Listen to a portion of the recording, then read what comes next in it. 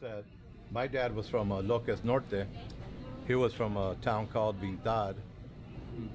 He came to the United States through San Francisco back in the either late 20s or early 30s.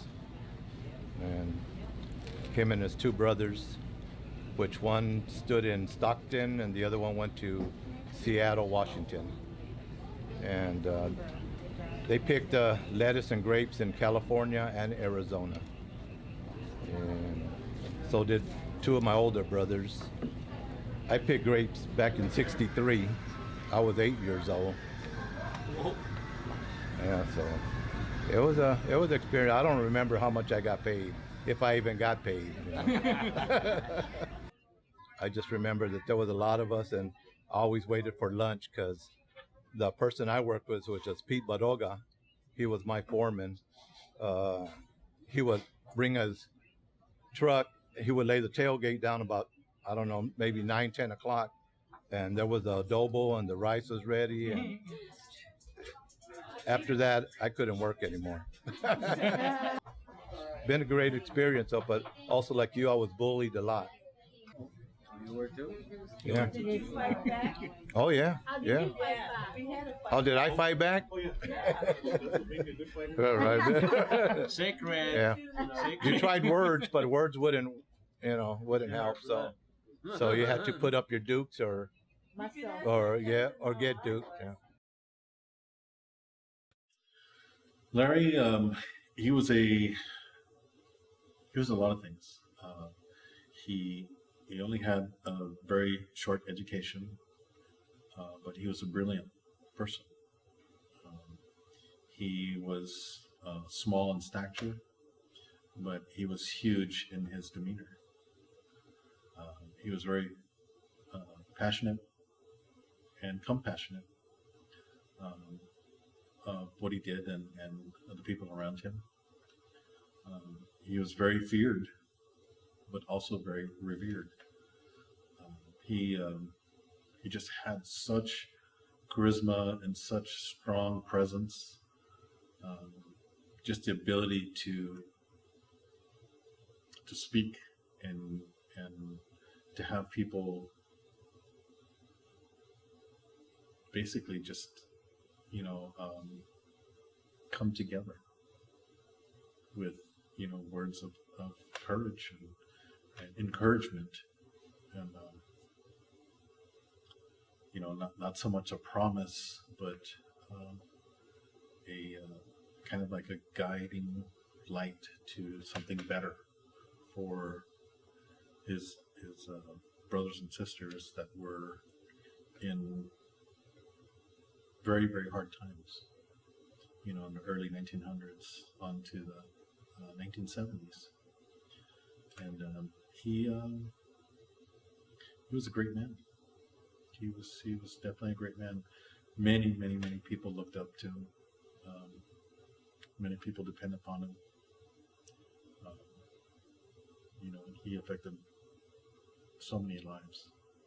He was a very, very tough father. Very, very strict in many ways. Very hard on us, but he also loved us. And I have a few letters, personal letters, where he's written, and it was very obvious that he did love his children. And we knew his sacrifice to us was a sacrifice for us to make our world and our lives better. And my good friend Mark Polito, who was the mayor of Cerritos, California, a quote from him was, "We stand on the shoulders of the Monon generation," which is very true. This is what you've learned through your history of hard times and having to work and overcome all these things, and other leaders talking about being a better person and treating other people like the way you want to be treated. And that's something that my dad instilled in myself. And my father, he and my sister can attest to this. He taught us everything that we needed to know.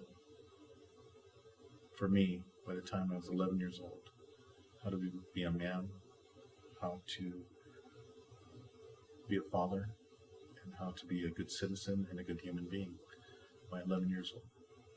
And my father passed.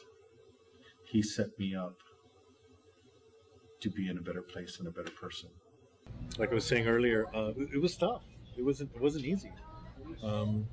There was a lot of prejudice and racism back then. I mean, even before I was alive, my father told us stories about how, they would be called dogs and monkeys and just treated very poorly, and the fact that Filipinos were always paid less than the Mexicans or the Chinese or Japanese, and so they were fully taken advantage of.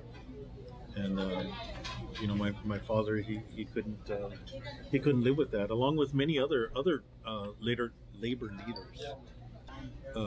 California was the agricultural industry in California was the largest industry in the United States. It fed the United States, and to see how much money that generated during the 60s. The agriculture industry the economy was the same size as the economy of the USSR during that time. It was equal to that. I mean, that's how big the industry in the agriculture industry in California was. And what they couldn't pay more than 15 cents an hour. There's the $1 a day, and have bathrooms and a break or even water. It's not even provided. No, it wasn't provided. Well, in 1970, I was 5 years old, and that's when I know. that's when I physically 5 years old. had to I know. work, They didn't have not labor law. run around and No labor law. do this and do that and help here and there. So you didn't have the chance to Not- play. No, not really. They really work right away. Not with your dad. Your dad's all What about you work. me when I Yeah. remember making $1.10 a a day? roll, Yeah, roll. It's not Not a easy day. working there. a roll of grapes, Yeah. A roll for a roll of grapes. Then I got a raise to $1.15. Yeah. One roll of grapes. I started working in the fields when I was 10. Just helping, pulling weeds, things like that, trimming the vines at the grape fields. But I'm sorry to hear what happened to you guys, because my dad was able to organize with the owners of the ranches that we got paid by the box of grapes. And we didn't have to get trained we didn't have to trim it. We cleaned them, but we didn't have to really, cut them down. I mean, we did it, but I never thought it was a hassle or I had to do it. I did it to help The family. the family. And that's how we were brought up, And my cousin Mariano, I mean, we lived close to their family and we worked together to help each other out too. It's pretty heartbreaking. I've been to many funerals where it was just me, my father, and my brother, because there was no family. And these uncles that I would call uncles, I remember them. I remember them here, I remember them here. And I remember them here, most of all.